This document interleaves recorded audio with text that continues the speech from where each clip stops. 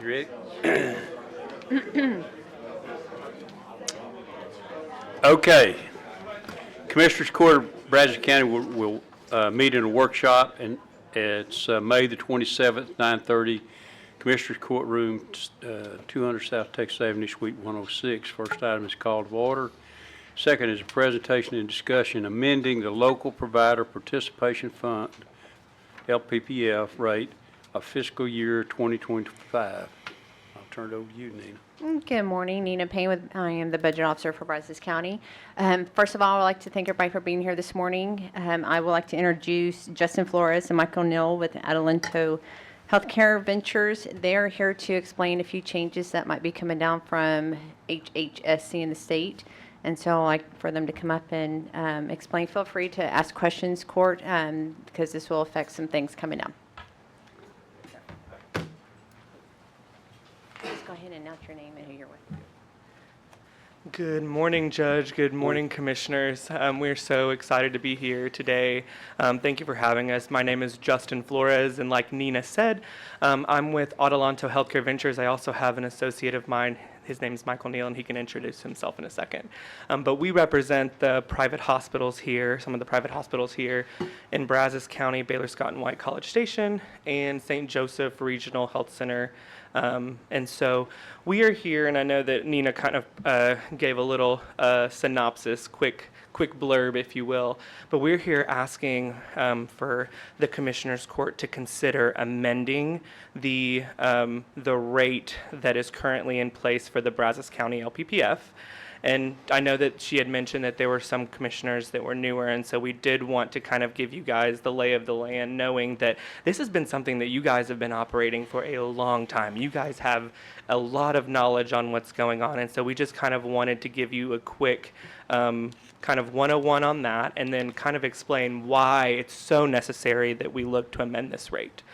And so at a high level, the LPPF, or Local Provider Participation Fund, is a financing mechanism that the private hospitals utilize in order to draw down federal funds associated with providing care to the low income in your jurisdiction. And as you guys are aware, Texas is the highest uninsured state in the nation. And so this is so vital, so important to your communities. At the current level, the LPPF can only assess the hospitals in your jurisdictions up to 6% of their net patient revenue.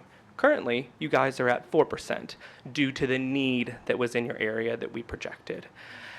There's been a lot of changes, as we all know, at the federal and state levels, and so the big thing is the ENC, or the Energy and Commerce Committee at the federal level, is looking at making some changes that would and could limit hospitals on what they could draw down federally.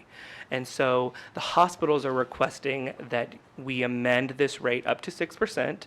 This would generate, and I apologize, I have to look on my phone because I had a power outage, but this would generate another $14 million for the hospitals to pay in. I just want to make that very clear that this is not an increase on any local, a tax increase on any local person. This is money that the hospitals pay in themselves, right? So no impact to local folks in the community. This is on the hospitals. They're requesting that this additional $14 million be assessed on them so that they can continue to provide care to the low income and to the uninsured in your community. And so at a high level, I don't know if you guys had any additional questions. Like I said, you guys have been doing this a long time, very, very familiar and aware of what's going on. In addition to that, I spoke about what's going on at the federal level. At the state level, another reason why we're coming back to you guys asking you to amend this rate up to 6% is because at the state level, there's one program in particular. It's called CHIRP. CHIRP is looking at major increases this year, which is great news for the hospitals, right? Fantastic news for them to continue to see these extra dollars associated with Medicaid and low income. However, the rate that's currently in place right now will not do.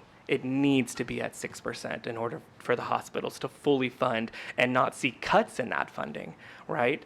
And so that's what we're here today. We're wanting to give it to you guys. If you have any questions, we're definitely happy to answer.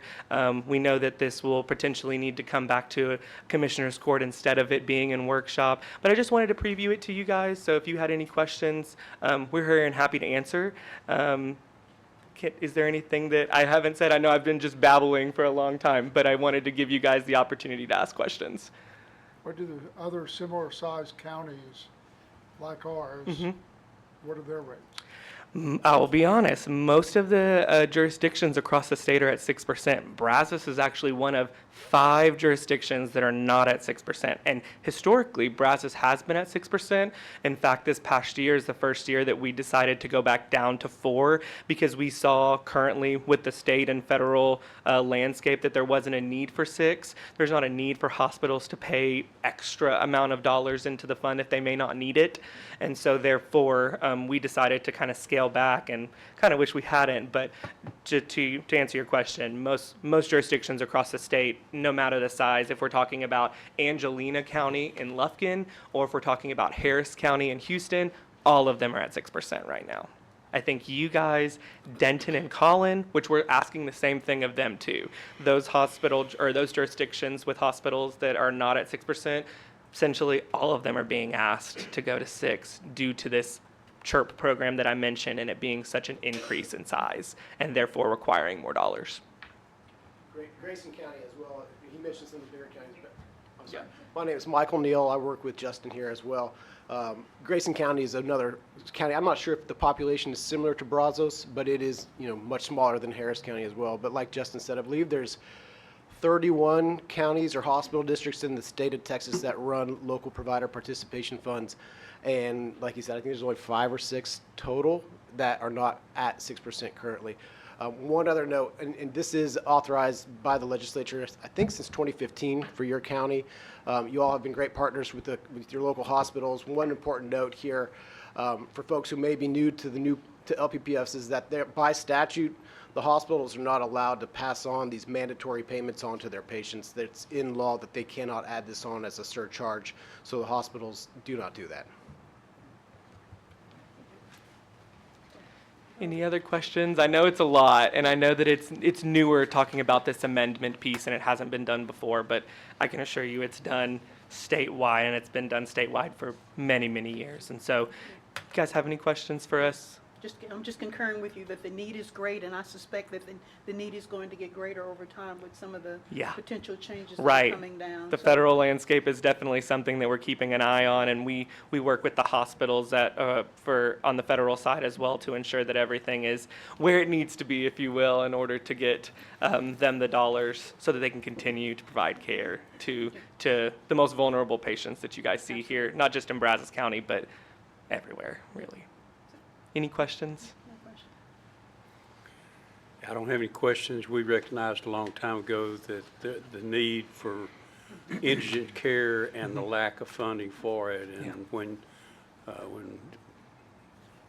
Adelanto, I don't remember, came to us and talked to us about it, we thought that's a pretty good way to get federal funding back where it's the hospitals that pay for the match, not the counties, not property tax. The hospitals make that match, and then we're able to send it up, and it comes back to y'all with that match. So it's been a good program and Great program.